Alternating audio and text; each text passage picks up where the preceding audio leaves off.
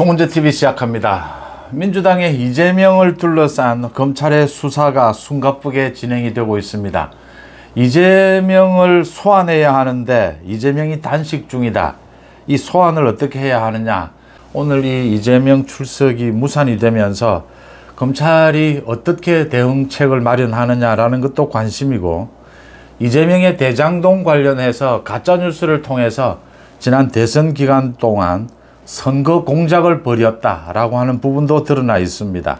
이 부분도 수사가 진행이 되고 있습니다. 또 이재명의 대북 송금 관련해서도 이재명이 정확하게 이화영으로부터 보고를 받았다 정도가 아니라 이재명이 직접 나섰다라고 하는 정황, 증거도 드러나고 있습니다. 가장 관심을 끄는 것이 이재명 소환입니다. 이 검찰이 이재명에 대해서 오늘 검찰에 출석을 하라라고 했는데, 이재명이 출석을 하겠다라고 하면서 오전에만 조사를 받겠다, 사실상 조사를 받지 않겠다라고 하는 것입니다. 그래서 검찰이 오늘 적어도 하루 종일 조사를 해야 한다라고 하니까 이재명이 그건 어렵다, 오는 11일 이후에 조사를 받겠다라고 해서 검찰의 소환이 무산이 됐습니다. 검찰의 소환에 불응한 것입니다. 이재명이. 이제 검찰이 어떻게 해야 하느냐, 세 가지 정도 방안이 있습니다. 검찰이 사실은 이재명을 이런 정도라면, 이 검찰 소환에 불응하는 이런 이재명의 태도를 보자면 긴급 체포를 해야 합니다. 일반인의 경우에는, 이럴 경우에는 구인입니다. 바로 체포를 합니다. 그런데 이재명의 경우에는 또 국회의 동의를 받아야 합니다. 그래서 검찰도 고민인 것이고, 그 다음 두 번째로 이재명을 다시 소환하는 방침입니다. 검찰이 오늘 소환할 사람들이 이재명뿐만이 아니라 사법방해를 한 박찬대, 또 이재명의 비서실장인 천준호까지를 같이 동시에 소환해서 이 입맞추기를 막는다. 동시에 오늘 사법방해에 대해서 조사할 예정이었는데 모두 소환에 응하지를 않았습니다. 이 세 사람을 다시 불러야 하는데 이게 11일 이후가 될 것이냐 아니면 이번 주가 될 것이냐, 다시 협의를 해야 될 것으로 보입니다. 이재명의 단식이 계속되고 있는데, 이재명이 이 텀블러를 통해서, 보온병을 통해서 온수를 마시고 있다, 또 소금을 먹고 있다, 아침 10시부터 저녁 10시까지는 국회 앞에 텐트에 있다가 또 당 대표실로 퇴근을 한다, 출퇴근 단식이다, 이게 제대로 된 단식이냐, 이런 단식은 처음 본다, 이런 이야기들이 나오고 있습니다. 이재명이 이렇게 출퇴근 단식을 하고 따뜻한 물도 마시고 소금도 먹고 하는 것은, 이 소금이나 물은 마셔야 합니다. 그런데 이재명이 여러 가지 이렇게 단식을 제대로 하는 것이냐, 이런 의혹 속에서도 이런 행동을 벌이는 것은 시간을 길게 보고 있기 때문입니다. 이재명은 지금 적어도 9월 이번 달 안에는 단식과 병원 입원으로 이번 달 한 달을 끌어가야 된다, 이렇게 보고 있는 겁니다. 그래서 지금 검찰이 이재명 소환, 다시 이재명과 박찬대, 천준호를 동시에 소환을 해야 합니다. 이재명이 이렇게 시간을 길게 보고 지금 단식을 한답시고 저렇게 단식에 들어갔습니다. 검찰이 일단 이재명을 재소환한다라고 하는 방침인 만큼 검찰도 호흡을 길게 가져갈 필요가 있습니다. 검찰이 그러니까 이재명이 이렇게 소환에 불응을 하는 만큼 이재명 조사를 하지 않고 곧바로 구속영장을 칠 수도 있습니다. 그런데 검찰이 곧바로 구속영장을 청구하는 것은 이 당사자 피의자에 대해서 방어권을 충분히 보장해주지 않았다. 이 검찰 소환에 불응은 하고 있지만 방어권을 충분히 보장해준다라는 차원에서 재소환 쪽으로 지금 기울고 있습니다. 검찰이 재소환 날짜를 이재명 측과 이재명, 천준호, 이 박찬대 측과 협의를 할 것으로 보입니다. 이제 이재명에 대한 수사입니다. 대북 송금부터입니다. 이 대북 송금 관련해서 내일도 이화영 재판이 열립니다.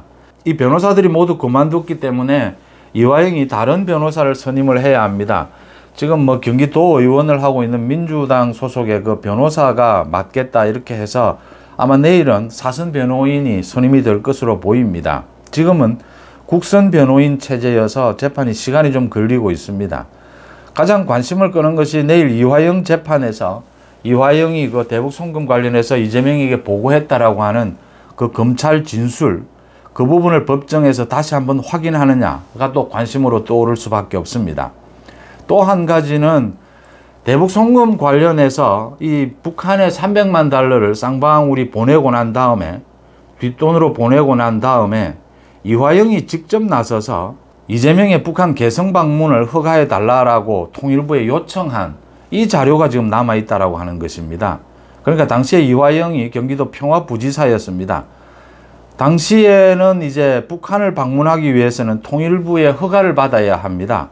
그래서 지금 300만 달러를 쌍방울이 뒷돈으로 북측에 보내고 난 다음에 그 한 달 뒤입니다.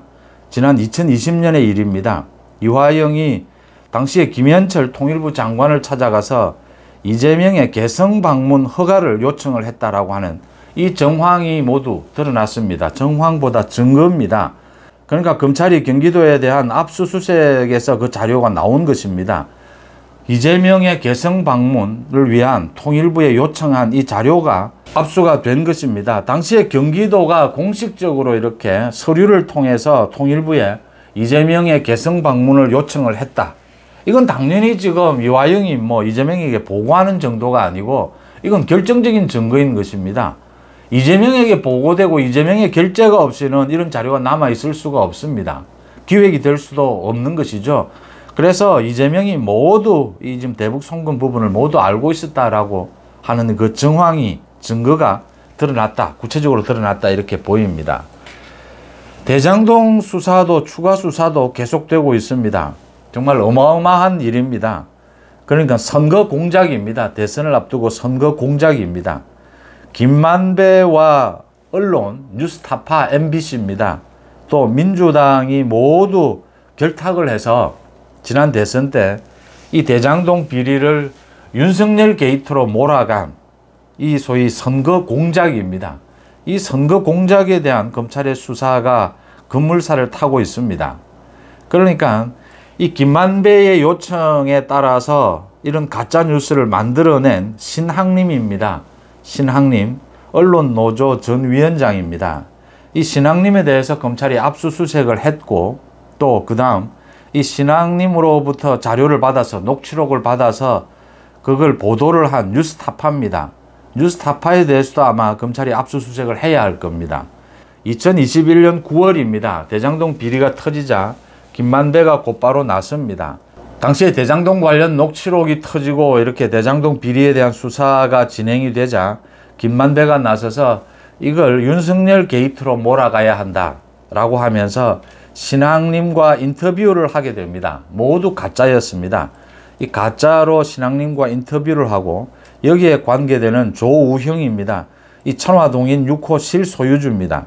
이 조우형에게도 너가 윤석열 검사에게 가서 커피를 얻어 마시고 그 뒤에 이 사건이 무마됐다, 그렇게 너도 진술을 해라. 그 다음 남욱에게도 그런 진술을 하라. 모두 김만배가 기획을 한 것입니다. 그 다음 이 가짜뉴스를 만드는데 결정적인 역할을 한 신학님, 이 신학님이 썼다라고 하는 그 책 3권 값으로 1억 6,500만 원을 줍니다.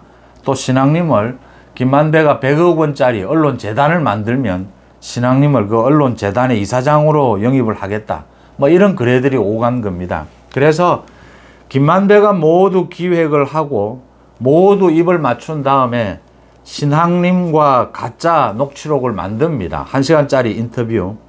이걸 뉴스타파를 통해서 보도를 합니다. 또 훨씬 그 전에 이 김만배와 신학님이 인터뷰를 한 그 다음 달부터, 그러니까 2021년 9월에 인터뷰를 하고 2021년 10월부터 곧바로 이재명과 민주당이 집단적으로 나서서 윤석열 검사의 이 대장동 일당에 대한 부산저축은행의 불법 대출 수사, 이걸 무마해준 의혹을 제기를 합니다. 그래서 윤석열 검사, 윤석열 게이트로 몰아갑니다. 이재명도 나서고 민주당도 나서고 모두 나선 겁니다. 김만배가 이렇게 가짜뉴스를 만들어서 대선 공작을 하겠다, 이 대장동 비리를 윤석열 비리로 가져가겠다, 윤석열 게이트로 가져가겠다, 이 가짜뉴스를 기획을 합니다. 그리고 신학님과 1시간짜리 인터뷰 녹취록을 만듭니다. 그 다음 이런 사실들이 모두 이재명의 민주당으로 다 흘러 들어갔다라고 하는 겁니다. 그래서 이재명의 민주당이 이 부분을 가지고 선거 토론회나 어디에서나 윤석열 후보에 대해서 집중적인 공격을 합니다. 특검까지 하자고 하면서 공격을 합니다. 그 다음 대선이 치러지기 3일 전에 뉴스타파가 이 녹취록을 모두 공개를 합니다. 물론 그 전에 MBC를 비롯해서 민주당 쪽 언론들이 집중적으로 이 부분을 보도를 합니다. 어떻게 해서 이재명과 민주당은 이 김만배가 기획한 이 신앙님의 이 가짜 인터뷰 이 내용을 알고 있었을까? 모두 꽤 맞춰진 것이라고 하는 겁니다. 그러니까 김만배가 신앙님, 조우형 모두에게 거짓말을 한 것입니다. 거짓말을 하면서 거짓말을 한 것 너는 모른 채 하고 있어라. 이 대장동이 터졌으니까 이재명을 보호해야 한다. 김만배가 한 이야기입니다. 대장동 관련해서 이재명 이 건이 터지면 우리는 모두 죽는다. 이게 김만배의 이야기였습니다. 그래서 김만배가 이렇게 기획을 해서 신앙님을 동원하고 조우형 입막음을 하고 남욱에게도 거짓 진술을 하라라고 하고 이 기획을 한 내용을 모두 민주당 쪽에 넘기게 됩니다. 그래서 민주당이 집중적으로 윤석열 후보에 대한 공격에 나서게 되고 또 뉴스타파, MBC 등에 모두 보도가 됩니다. 이 과정이 선거 공작입니다. 이 부분에 대해서 이제 본격적인 수사를 해야 되고 이 부분 수사의 끝은 역시 또 이재명입니다. 이재명은 언제 알았느냐? 이재명은 어느 정도 알고 있었느냐? 누구를 통해서 알았느냐? 이제 모두 밝혀내야 될 부분입니다. 이걸 밝혀내면서 더 중요한 것이 있습니다.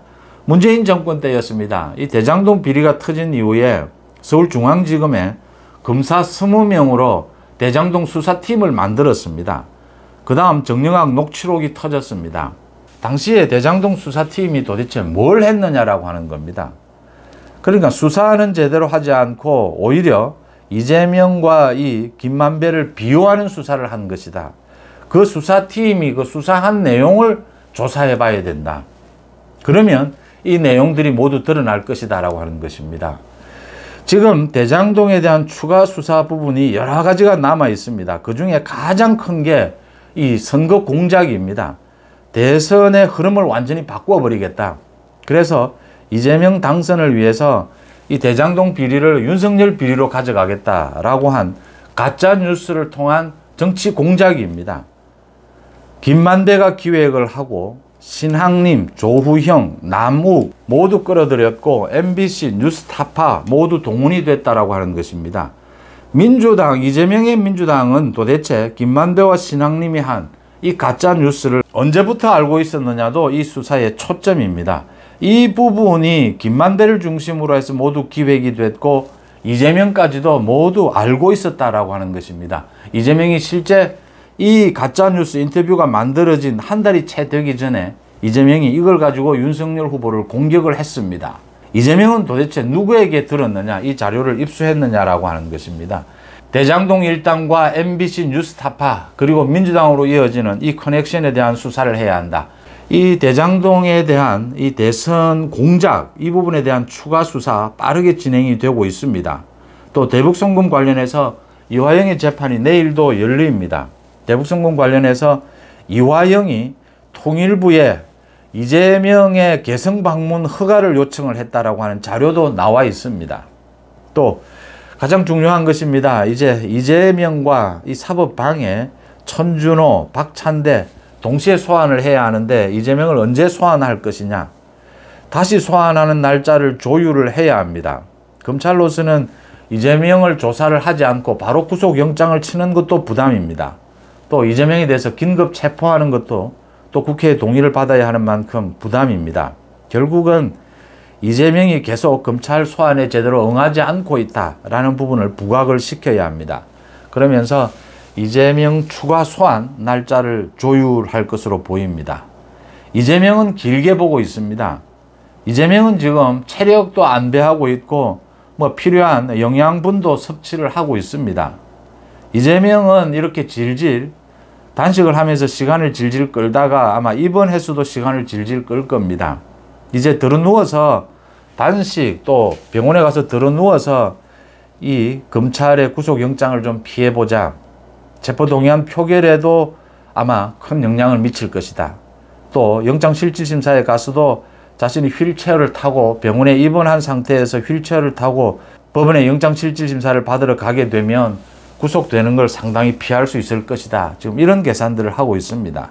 검찰도 호흡을 길게 가져갈 필요가 있습니다. 많은 국민들이 의문을 가지고 있는 이런 이재명의 기존의 대장동, 성남FC, 백현동, 또 대북 송금, 또 정자동 호텔 비리도 남아 있습니다.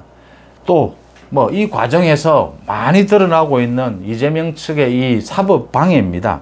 이런 부분들에 대해서 충분한 수사를 할 수밖에 없다라는 생각으로 호흡을 길게 가져갈 필요가 있다, 이렇게 보입니다. 송은재TV 마칩니다. 고맙습니다.